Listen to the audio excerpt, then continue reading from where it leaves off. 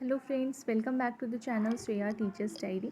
तो आज हम डिस्कस करेंगे सीटेट का सिलेबस क्या रहेगा। आपका जो दिसंबर में सीटेट का एग्ज़ाम होने वाला है, तो उसके लिए हम डिस्कस करेंगे कि सीटेट का सिलेबस क्या होगा, आपकी एग्ज़ाम स्ट्रैटेजी क्या होगी, आपका एग्ज़ाम का पैटर्न क्या होगा। तो इस सारे टॉपिक पर आज हम डिस्कस करेंगे। अगर आप मेरे चैनल पर नए आए हो तो मेरे चैनल को सब्सक्राइब कर दो, वीडियो को ज़्यादा से ज़्यादा लाइक एंड शेयर कर दो। तो चलो स्टार्ट करते हैं अपने वीडियो। तो मैं सबसे पहले आपको बता दूँ, इसका जो सबसे इम्पॉर्टेंट बात है वो है कि आपका जो पेपर होता है सीटेट का, उसमें कोई भी नेगेटिव मार्किंग नहीं होती है। और आपका जो पेपर होता है वो 150 मार्क्स का होता है और आपके पर क्वेश्चंस 1 मार्क्स के होते हैं। तो आपके टोटल 150 क्वेश्चन होते हैं 150 मार्क्स की। और ये जो आपका पेपर होता है ये क्वालिफाइंग नेचर का होता है और आपको इसमें 90 मार्क्स अगर आपके आ गए तो आप इस पेपर को क्वालिफाई कर जाते हो। और फिर अलग फीमेल के लिए या फिर रिजर्व कैटेगरी के लिए फिर अलग मार्क्स है, तो वो मैं आपको अलग से एक वीडियो के थ्रू बता दूँगी। तो चलो पहले इस सिलेबस को समझते हैं। इसमें पेपर 1 और पेपर 2 होता है। आपका जो पेपर 1 होता है, तो अगर आप पेपर 1 पास करोगे तो आप 1 to 5th के टीचर बनोगे। और अगर आप पेपर 2 क्वालिफाई करते हो तो आप 6 to 8 के टीचर बनोगे। तो ये रहा आपका पेपर 1 और पेपर 2 का पैटर्न। तो पहले हम पेपर 1 का सिलेबस डिस्कस करेंगे, देन पेपर 2 का सिलेबस डिस्कस करेंगे। तो चलो स्टार्ट करते हैं। पेपर 1 आप देख सकते हो, ये प्राइमरी स्टेज है, ये क्लास 1 to 5th के लिए है। फिर इसमें जो आपका पार्ट है ये 5 पार्ट में डिवाइड होता है। आपका सिलेबस पेपर 1 का 5 पार्ट में डिवाइड होता है। सबसे पहले फर्स्ट में होता है चाइल्ड डेवलपमेंट एंड पैडागॉजी। ये आपका जो इसमें आपका जो क्वेश्चंस होता है वो 30 मार्क्स के क्वेश्चंस होते हैं और ये 30 मार्क्स के होते हैं। तो ये आपका जो चाइल्ड डेवलपमेंट एंड पेडागॉजी, ये आपका जो है ये आपका स्कोरिंग सब्जेक्ट है। इसमें आप जितना चाहो उतना स्कोर कर सकते हो। जैसे आपका 30 है तो आप इसमें 30 में 30 भी मार्क्स ला सकते हो। और फिर नेक्स्ट आता है आपका लैंग्वेज। तो लैंग्वेज में आपका क्या होता है, लैंग्वेज आपका हिंदी या इंग्लिश या फिर आपके बहुत सारे लैंग्वेज होते हैं। आप उसमें से कोई भी लैंग्वेज, 2 लैंग्वेज को चूज़ कर सकते हो। मैं आपको अभी आगे लैंग्वेज की भी लिस्ट दिखा दूँगी। तो आपका जो लैंग्वेज 1 होता है उसमें हमेशा हमें लैंग्वेज 1 में इंग्लिश ही चूज़ करना चाहिए। और लैंग्वेज जो 2 होता है उसमें हमें हिंदी चूज़ करना चाहिए। अगर आप संस्कृत चाहो तो संस्कृत भी चूज़ कर सकते हो, वो आपके ऊपर डिपेंड होता है। तो मैं आपको वो भी डिस्कस करके बता दूँगी। तो लैंग्वेज 1 भी आपका 30 मार्क्स का होता है। इसमें आपके 15 मार्क्स के पेडागॉजी होते हैं और 15 मार्क्स के आपके पैसेज या कॉम्प्रिहेंशन होते हैं। और फिर अगर मैं नेक्स्ट लैंग्वेज 2 की बात करूँ तो वो भी आपका अगर हिंदी होगा तो हिंदी में आपके 15 मार्क्स के पेडागॉजी रहेंगे और 15 मार्क्स का आपका पद्यांश या गद्यांश रहेगा। और फिर फोर्थ पार्ट में आता है मैथमेटिक्स। तो मैथमेटिक्स में भी आपके 15 मार्क्स के पेडागॉजी रहेंगे और 15 मार्क्स का आपका 1 to 5th का जो सिलेबस होता है एनसीईआरटी का, उसके अकॉर्डिंग आपके मैथ्स रहते हैं।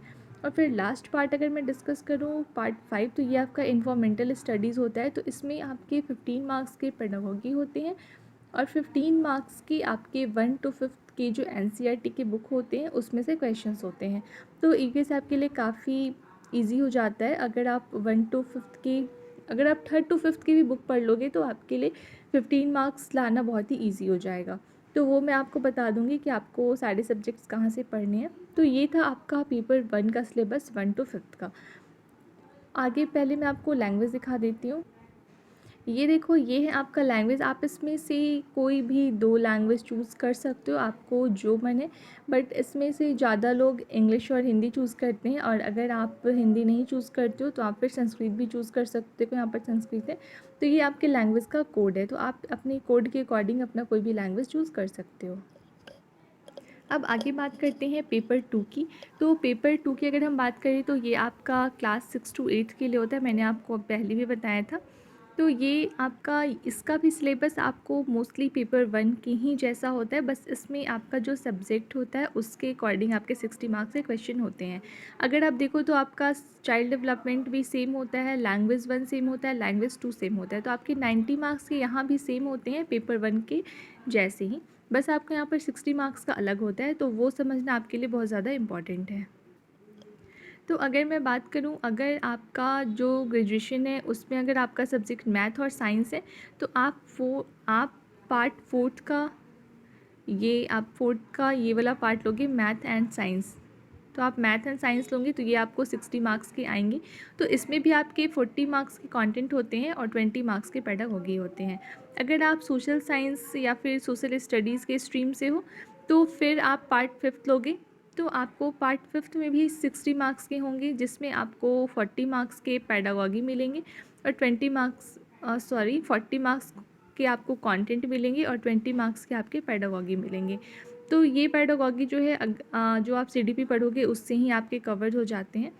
तो ये भी आपके लिए बहुत ज़्यादा हार्ड नहीं है। और आपका जो सोशल स्टडी है, अगर आप इसके प्रीवियस ईयर क्वेश्चन भी अच्छे से लगाओगे तो वो भी आपके 40 मार्क्स वहाँ से बन जाएंगे। अगर आप मैथ और साइंस की बात करो तो मैथ और साइंस में भी आपके 40 मार्क्स के मैथ और साइंस के क्वेश्चन होते हैं, तो उसमें भी अगर आप प्रीवियस ईयर लगाओगे तो वो भी आपके अच्छे से प्रिपरेशन हो जाएंगे उस सब्जेक्ट के। तो आप एक बार सिलेबस देख लो पेपर 2 का अच्छे से। तो आपके जो यहाँ पर सिलेबस है, यहाँ पे आपका फर्स्ट पार्ट में सीडीपी है, तो सीडीपी आपके 30 मार्क्स के हैं, 30 क्वेश्चन 30 मार्क्स के हैं। अगर सेकंड में मैं बात करूँ तो आपका लैंग्वेज 1 है जो कि 30 मार्क्स का है और 30 क्वेश्चन इसमें भी होंगे। तो लैंग्वेज 1 में आप कोई भी लैंग्वेज ले सकते हो, इंग्लिश हो या हिंदी लो। और फिर थर्ड में आता है लैंग्वेज 2, तो लैंग्वेज 2 में भी आप कोई भी लैंग्वेज ले सकते हो, ये भी आपके 30 क्वेश्चन रहेंगे 30 मार्क्स के।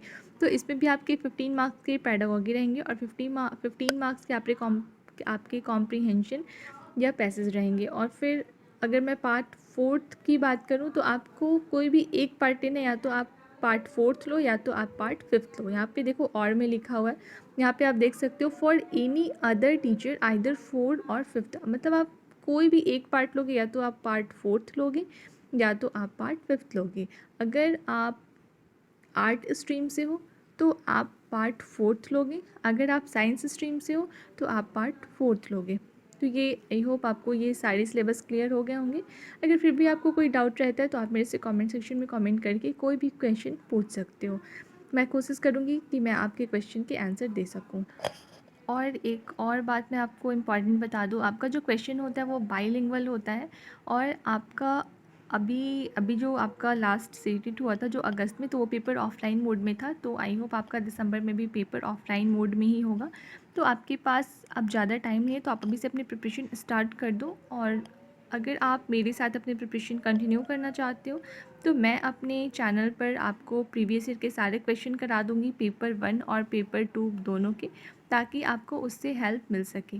प्रीवियस ईयर क्वेश्चन करना आपके लिए बहुत ज़्यादा इंपॉर्टेंट होता है, क्योंकि वो जो आपके क्वेश्चन आते हैं एग्ज़ाम में वो प्रीवियस ईयर क्वेश्चन से ही मैच करते हुए आते हैं। तो वो क्वेश्चन आपके लिए बहुत ज़्यादा हेल्पफुल होता है। तो मैं पेपर 1 और पेपर 2 दोनों के क्वेश्चन करा दूँगी। अगर आप मेरे चैनल पर जुड़ना चाहते हो तो मेरे चैनल को सब्सक्राइब कर दो, वीडियो को ज़्यादा से ज़्यादा लाइक एंड शेयर कर दो। Thank you.